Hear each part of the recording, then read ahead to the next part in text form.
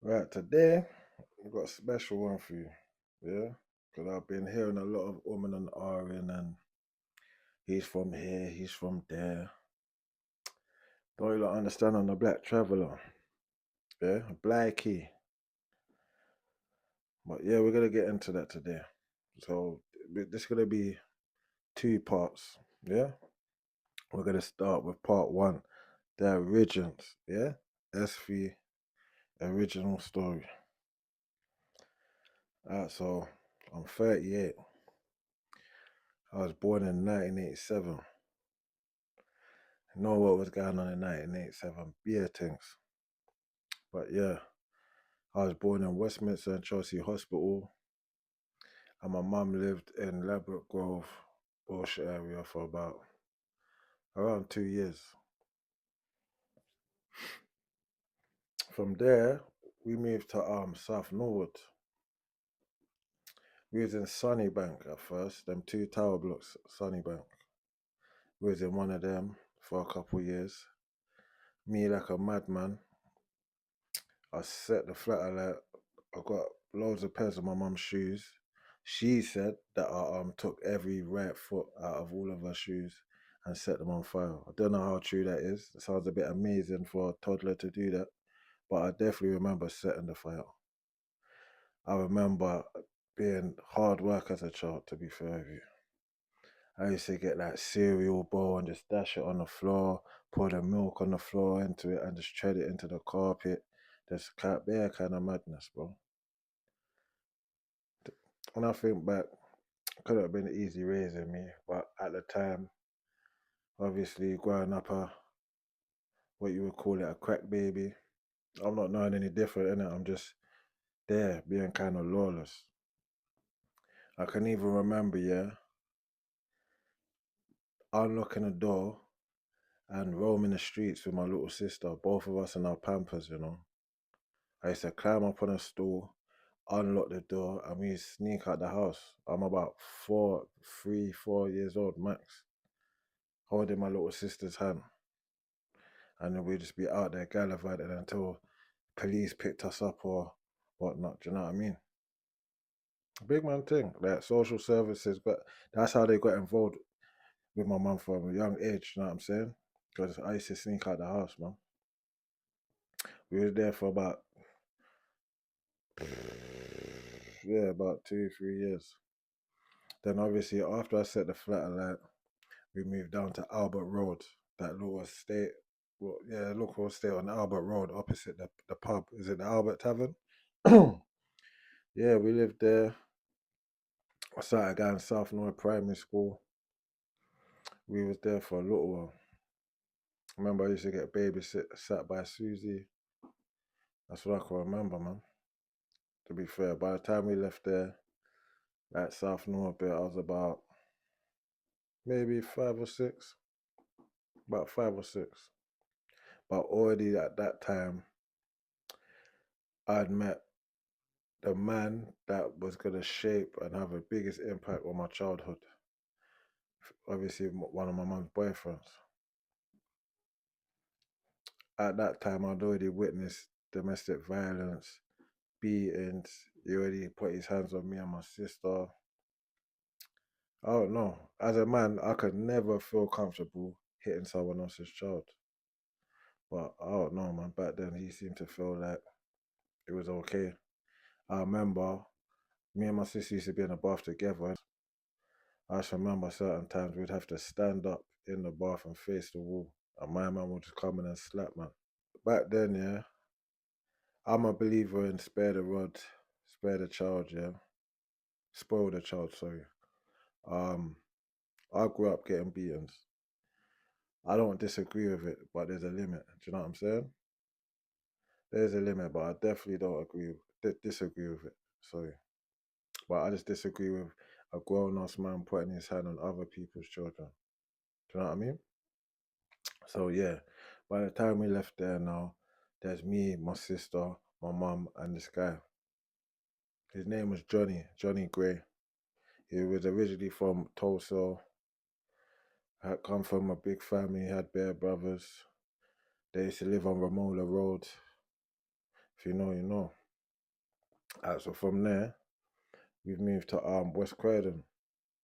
Obviously, I couldn't be going South North Primary from Croydon, so I got transferred to Kingsley Primary School, just off Mitcham Road. Yeah, man, I was going there for about. Mm, I remember being there in 1990. What year was it? 1997, I think. For some reason, I just remember. I always have this memory. It's so crazy. There used to be a girl in my class called Sarah. Yeah, and I think she was Italian or something. She used to always smell of garlic. But I used to like the smell of garlic, so I used to always sit next to her and be like just smelling her breath. Like it's weird. I was like, just remember that memory. It's so crazy. So yeah, was in Kingsley for a little while, and then do you know what? It was a good school, man. I had fun. I met a lot of childhood friends that I still know today. That's when I first got introduced to all the drugs, like seeing them around the house, like the paraphernalia. It was weed and like yeah, it was basically just weed and that at the time. Like ash, red seal, gold seal, Thai weed, red string, all of that.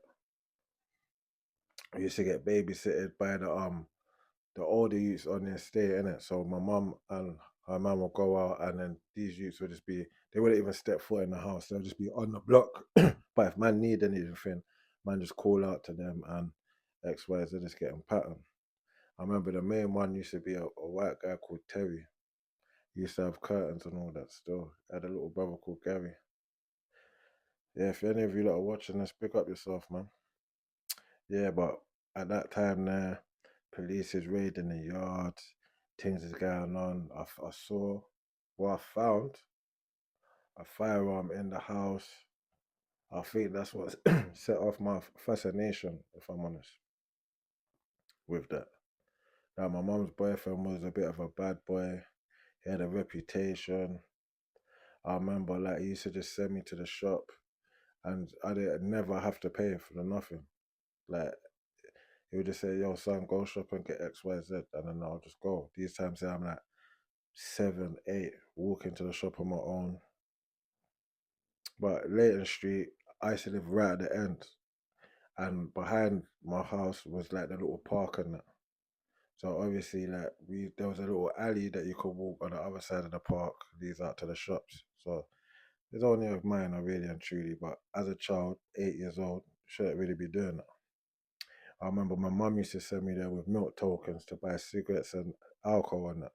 I'll be 8 years old walking my shopping bags full of alcohol and cigarette and that.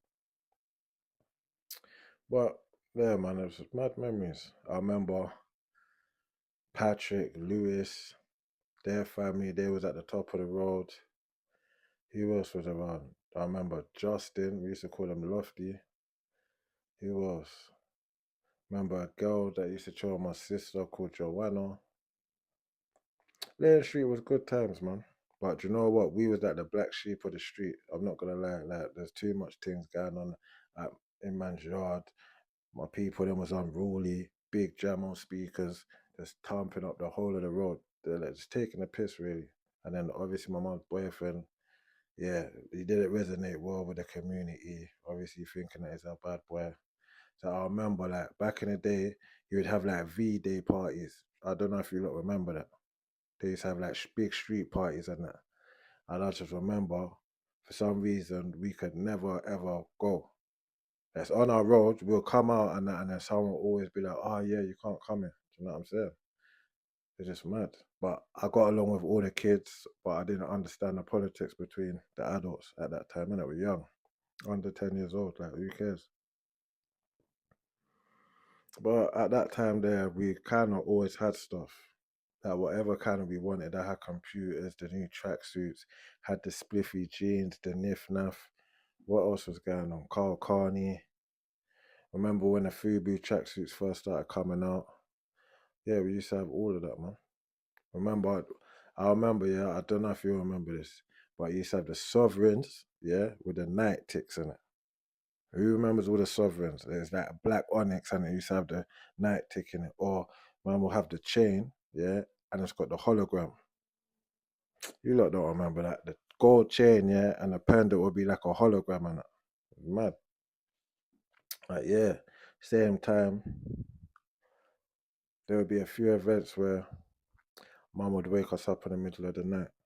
Shh, son, get dressed. Wake up your sister. Don't make no noise.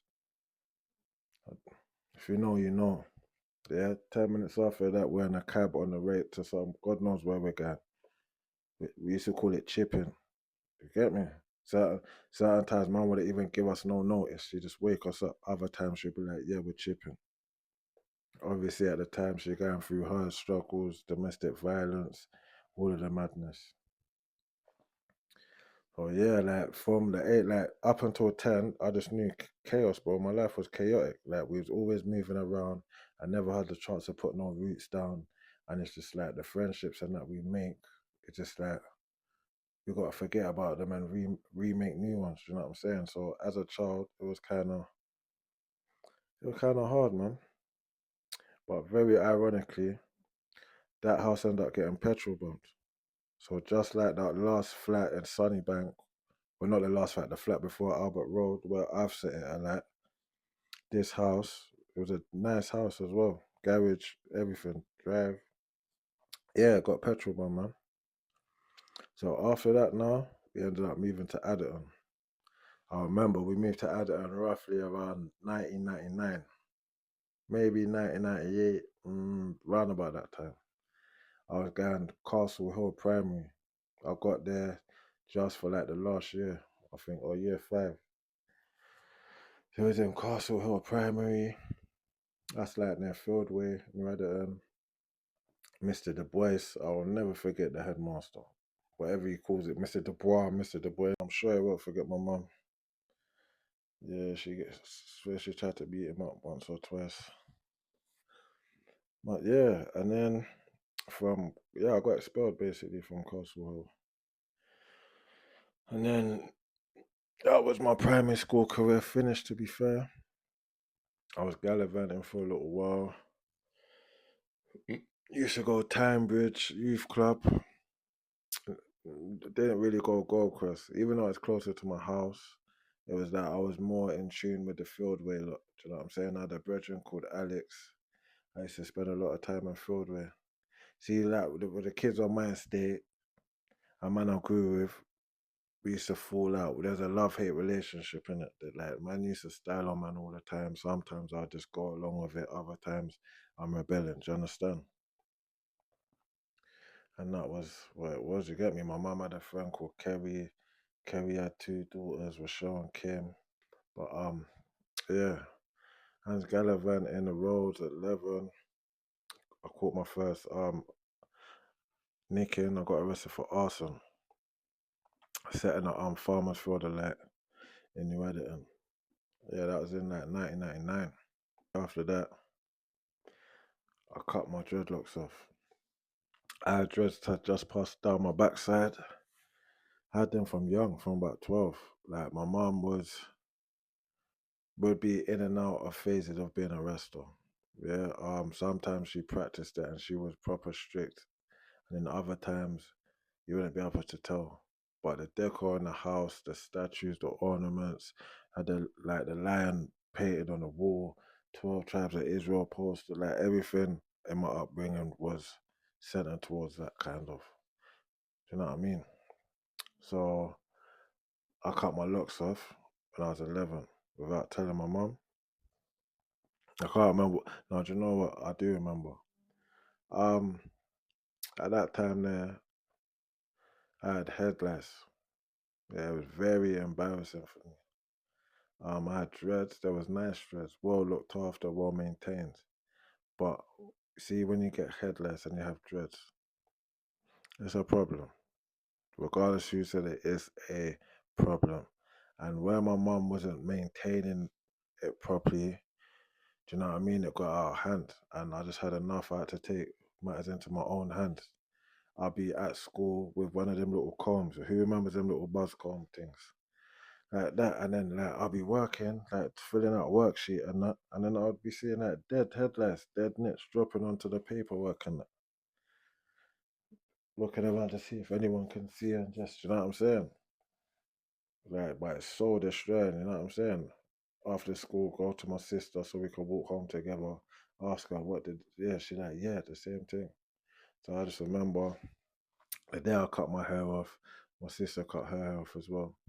Went home, mum was bawling. Where's the locks, Israel? Oh, they're here in a bag. Because obviously, my friend's mum who cut my hair, she made sure that I took these. I didn't know where, but she was like, listen, take them home to your mum. So when I've took them home to my mum and gave them to her, she just started crying. My head top was all grey, like different colour. I had a line going all around my head because my head top ain't seen the sun for God knows how many years. But after that, the dynamics changed in the house. I wasn't the firstborn no more. I wasn't, do you know what I'm saying? The only son and all of that. I was just like the only man in, like, I was just like another nigga in the house. Sorry, excuse my language. But that's how it come. That's how I was treated. I couldn't really eat out of the house. I had to sleep in bin sheds. Certain time I'll come home and I'm not allowed in. I'll get my sister whispering out the window, oh yeah, mum said you can't come in. Dashing out my coat cover and that, do you know what I mean? And thinking back, I think, what would you be doing in that house to be having me outside and sleeping in a bin shed and sleeping on the roads and that? I don't understand. Uh, yeah, that's what I was doing. And then I think it finally broke me. I kind of had enough. I found Childline, and then within a month, yeah, within a month, I was in the children's home, Mickleham Way. That's in New Addington, and that was about 10 minutes away, 10 minutes walk from my mum's house. So even though I was in the children's home now, every day I'll be going back round to my mum's. Do you know what I'm saying? Trying to chill, begging, can I come back? I don't know where, and just, do you know what I'm saying? But because my mum didn't have the responsibility for me no more, she didn't have to clothe me or feed me. It was like she was more happy towards me, if that makes sense. I don't know what it was, but so me mistaking that for love and oh yeah, do you know what I'm saying? I used to spend a lot of time around there and try and beg my way back in, but yeah, it never worked. And I was in a children's home for about yeah, maybe 2 years. I'm not too sure. I just remember, who do I remember from there? I remember Jamie. Jamie was like, yeah, he was 15 and I was like 12 or something. Yeah, but he used to try to bad man up and style on man.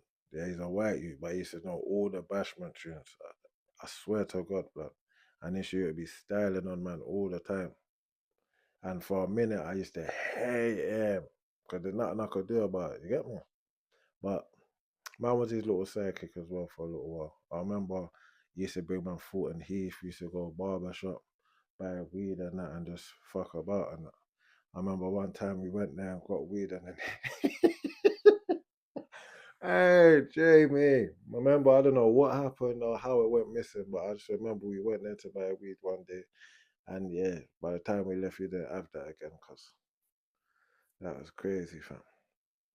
Yeah, and then you left, and then who else? Dean Featherstone. I remember him. Proper Asbo, you car teeth, everything. That man there showed man about teeth in the cars and that. Think it was a Wadden Ute originally, or a wallet or something. I can't remember. Who else? There was the Anna, Mad Girl. There was the Irish, what was that? Kim, Irish girl. I think she was Irish. There was Claudian, a Kosovan youth, and then he had another little Kosovan brethren as well. And that was that. It was Tracy Beaker vibes. I'm not gonna lie, bare Tracy Beaker vibes.